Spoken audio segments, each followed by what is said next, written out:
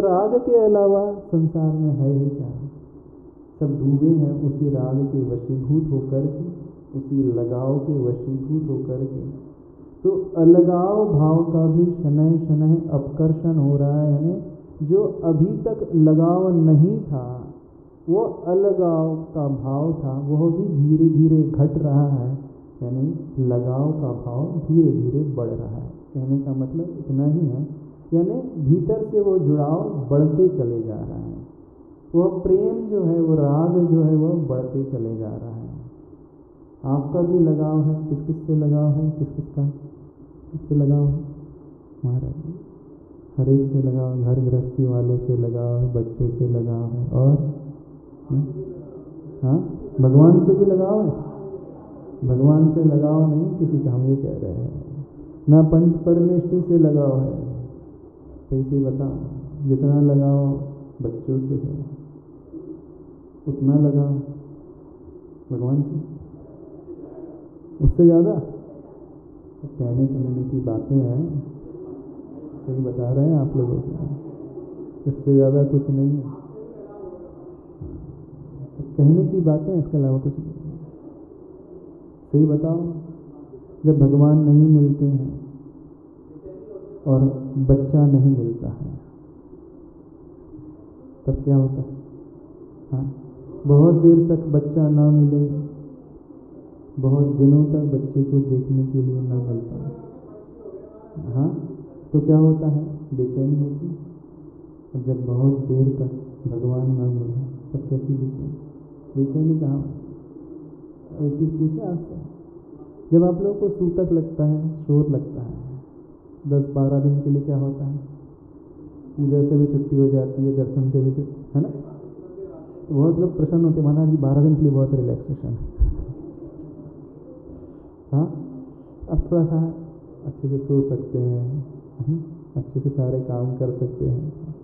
हाँ, उस समय कैसी होती? वेदना होती, हाँ, पीड़ा होती मन में, हाँ, कितने लोगों को पीड़ा होती?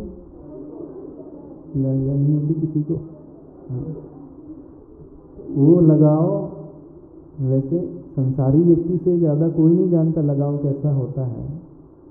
तो लगाव को हम छुड़ाने की बात बिल्कुल नहीं कह रहे हैं, सिर्फ एक बात कह रहे हैं, लगाव का पात्र बदल लो, और कुछ नहीं, है ना?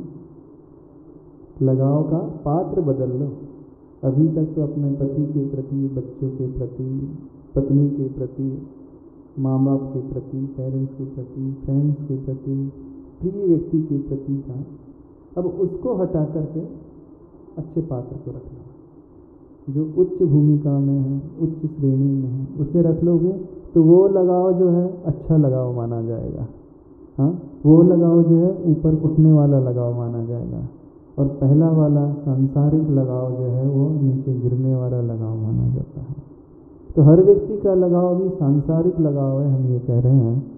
अभी वो ना ही वो आध्यात्मिक लगाव है, न ही वो धार्मिक लगाव है, या जिसे कहा जाता है, न ही वो प्रशस्त राग है। जितना भी राग है सिर्फ और सिर्फ अप्रशस्त राग है, और अप्रशस्त राग विषयों का प्रतीक होता है, विषयों से होता है, सांसारिक लोगों से होता है, अथवा जड़ वस्तु आदि से होता है। तो उस राग को छोड़ करके जब उसमें प्रशस्तपना आ जाता है, तो वह राग जो है हमारे लिए उत्थानकारी होता है, ऊपर बढ़ाने वाला होता है। तो यहाँ पर जो वर्णन चल रहा है माँ और बेटी का, तो उपमा दी करके वर्णन चल रहा है। नहीं तो आपका महाराज जी हमारा भी अपने बेटे से, अपनी बेटी से ऐसा ही लगाव है, तो आपका अपने बेटा बेटी से जो लगाव है वो संसार में डुबोने वाला लगाव है। यहाँ का वर्णन वहाँ मत लगा लेना। नहीं तो बोले महाराज जी हमारे को भी बहुत आंसू आते हैं जब वो आती है, विदा होकर के आती है, घर लौट करके आती है ना, अथवा जब विदा होती है तब वही बहुत आंसू आते हैं। जब तो उसका अपकर्षण हो रहा है, यानी लगाव बढ़ रहा है। नियोग कहो या प्रयोग, सहज रूप से अनायास अनन्य आत्मिता का संस्पर्शन हो रहा है। नियोग अथवा प्रयोग दो शब्द हैं। नियोग मीन्स नेचुरली, सहजता से, और प्रयोग कहो यानी प्रायोगिक पुरुषार्थ पूर्वक। किसी से लगाव सहज रूप से हो जाता है और किसी से लगाव करना पड़ता है। ठीक है, किसी से जुड़ाव सहजता से हो जाता है, किसी से जुड़ाव करना पड़ता है।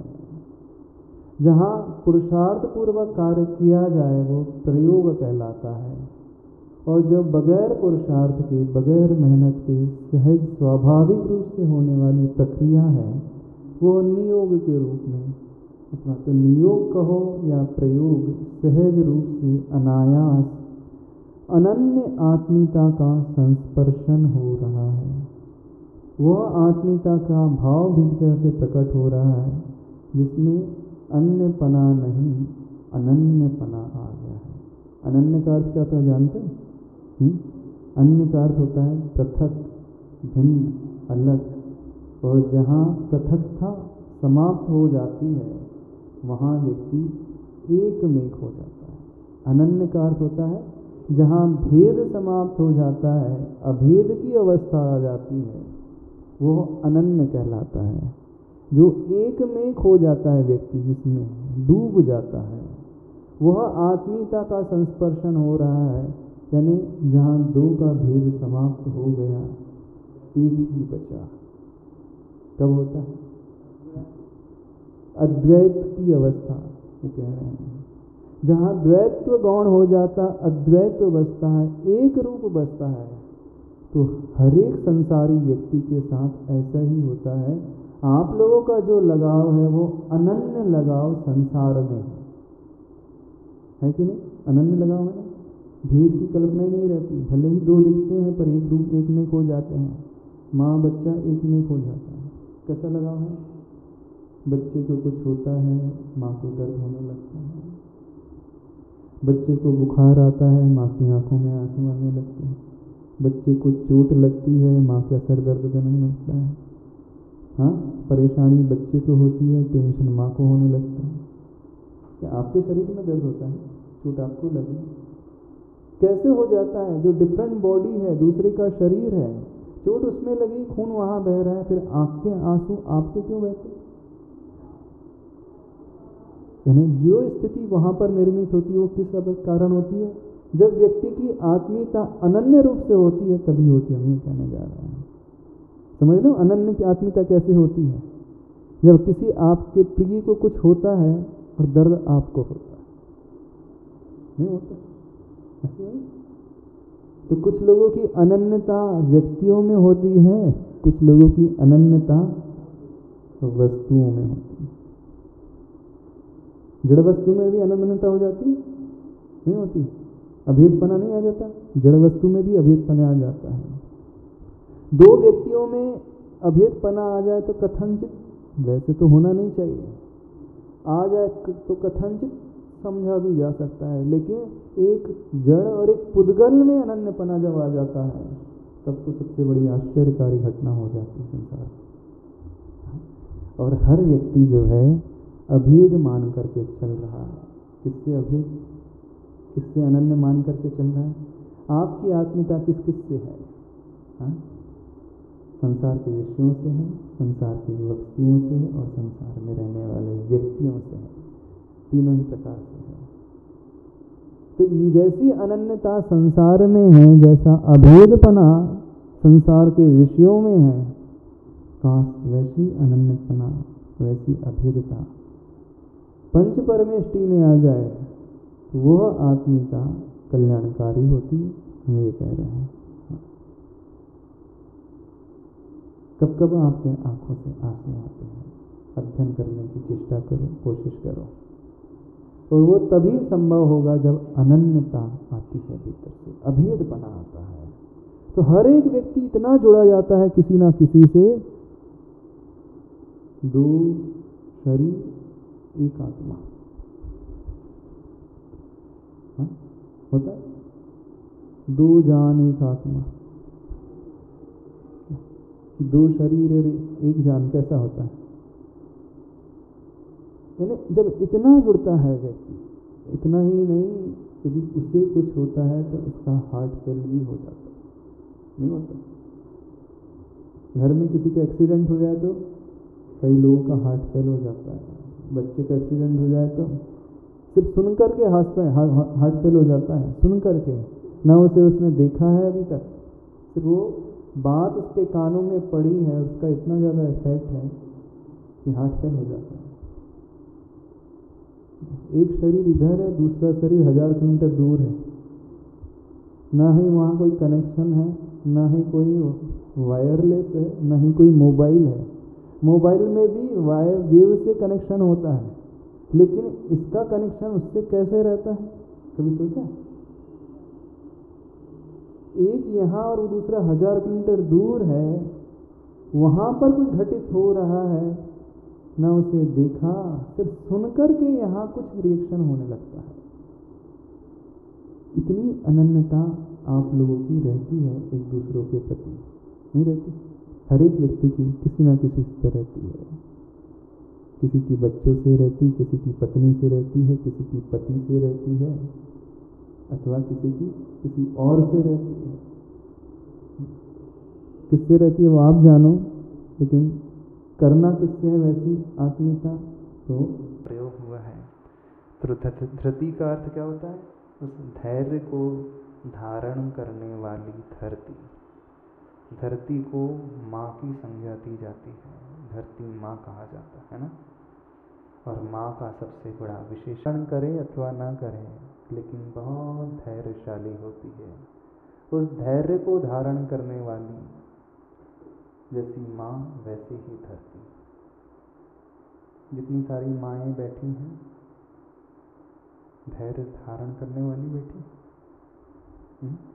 खाद के रूप में परिवर्तित कर देती है।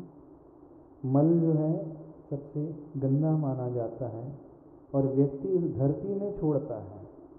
उसकी विशेषता तो देखो, उस मल को लेकर के भी वह कैसे रूपांतरित कर देती है, उन्हीं पेड़ पौधों के लिए वो खाद के रूप में बदल देती है। यानी अपवित्र वस्तु को लेकर के वह पवित्रता के रूप में उसे कन्वर्ट कर देती है। तो जितनी माता राम यहाँ बैठी हैं, माता राम मतलब समझ रहे हो ना, माँ, क्या आपकी प्रवृत्ति ऐसी है? क्या इतना धैर्य है आपके भीतर? हाँ, आप क्या लेकर के क्या कन्वर्ट करके देते हो? महाराज जी वो तो मल तो छोड़ दो, किसी की 4 शब्द भी यदि कठोर आ जाए तो वो भी हम धैर्यता से सहन नहीं कर पाते हैं, और वो कठोर सुन करके उसे भी मांगलिक शब्दों में कन्वर्ट करके लौटाती है। कहने का अभिप्राय है अशुभ को भी शुभ में बदलने वाली है। तो ऐसी होती है धारण करने वाली उस धैर्य को धरती माँ। कुछ कहने को आकर्षित होती है, सम्मुख माटी का आकर्षण जो रहा, वो माटी को देख करके आकर्षित हो रही है और कहने के लिए तैयार हो रही है। अब उस धरती माँ का संबोधन प्रारंभ हो रहा है। कैसे हो आप लोग, थोड़ा सा तुलना करते जाना। अपनी तुलना उस जड़ वस्तु से करना, उस पृथ्वी से करना। करते हो कहीं नहीं करते? और किसी से सीखो अथवा मत सीखो, उस धरती माता से सीखो। उसके गर्भ में अच्छा ही अच्छा भरा है, धन संपदा भरा है, दूसरों को जीवनदायी जल भरा है, दूसरों को शीतलता देने वाला पदार्थ भरा है, दूसरों को संजीवनी देने वाली औषधि भरी है, दूसरे को जीवन देने वाला अन्न भरा है। क्या क्या नहीं देती है वो धरती माँ। हाँ, हमेशा उसने सिर्फ देना सीखा है, लेना नहीं सीखा है। तो माँ बिल्कुल ऐसे ही होती है जो हमेशा देना जानती है। कुछ न भी मिले तो वो सिर्फ स्वभाव ऐसा बना लेती है, उसे तो सिर्फ देना ही है, देना ही है, देना ही है। बताओ कितनी माएँ ऐसी हैं, हाँ, जो सिर्फ देने के स्वभाव वाली, किसी को जीवन देने वाली, किसी को शीतलता देने वाली, किसी को औषधि देने वाली, किसी को प्रेम देने वाले, किसी को जल देने वाले, किसी को धन संपदा देने वाले, क्या क्या नहीं देती है वो। कुछ भी ऐसा नहीं है जो वो न देती हो, सब कुछ वो देती है। आप लोग कैसे हो? बताओ। संबोधन धरती माँ का है, इसका मतलब नहीं पिताराम जो बैठे हैं सारे के सारे कुछ नहीं करने वाले, वो तो दृष्टांत है। हर एक आत्मा के लिए उस प्रकार के बनाने की भावना है, उस धैर्यता को लाने का, उस गुण को प्रकट करने का भाव। जैसे वह गुण उस धरती माँ के भीतर होता है, वैसे हमारे भीतर होना चाहिए, तब कहीं जाकर के वह पूजा के योग्य हो पाती है। हाँ? दुनिया में उसकी पूजा होती है, माँ की उपमा दी है, माँ की भांति उसे पूजा जाता है, मातृभूमि कहा जाता है ना? क्यों? कारण क्या उसके पीछे? कभी सोचा? सिर्फ वो देती है, हमेशा हर एक को देती है, चाहे छोटा हो चाहे बड़ा हो, उसे देती है। कुछ उसे ना भी लौटाए तो भी देती है। आप लोग की प्रवृत्ति कैसी है? देने वाली कि महाराज जी तो हमारे तो लेने वाली है, बनिया जो बैठे हम लोग, है ना? सिर्फ लेने वाले हैं, देना तो हमने कभी सीखा ही नहीं है। हाँ, देने के नाम पर धक्का अवश्य दे देंगे दूसरों को, है ना? देने के नाम पर कि धक्का भी नहीं देते हैं। क्या देते हो? थोड़ा देना सीखो, उस धरती माँ के गुणों को अपने भीतर लाना सीखो। लो भीगे भावों से संबोधन की शुरुआत अब यहाँ से शुरुआत हो रही है। सत्ता शाश्वत होती है बेटा, प्रति सत्ता में होती है अनगिन संभावनाएं। उत्थान पतन की वह खसखस का दाना सा बहुत छोटा होता है, बड़का बीज वह। समुचित क्षेत्र में उसका वपन हो, समयोचित खाद हवा जल उसे मिले, अंकुरित हो, कुछ ही दिनों में विशाल काय धारण कर वट के रूप में अवतार लेता है। बहुत गहरे अर्थ हैं इन पंक्तियों में। कई लोगों को तो समझ में भी नहीं आया है क्या लिख दिया आचार्य ने। सत्ता शाश्वत होती है, प्रति सत्ता में होती है अनगिन संभावनाएं। किसी को समझ में आया क्या अर्थ है इसका? किसी को नहीं समझ में आ रहा क्या अर्थ है इसका? सत्ता जो है वो शाश्वत होती है, जो सत्य है, जो एग्जिस्टेंस है, जो अस्तित्व है, वो कभी मिट नहीं सकता।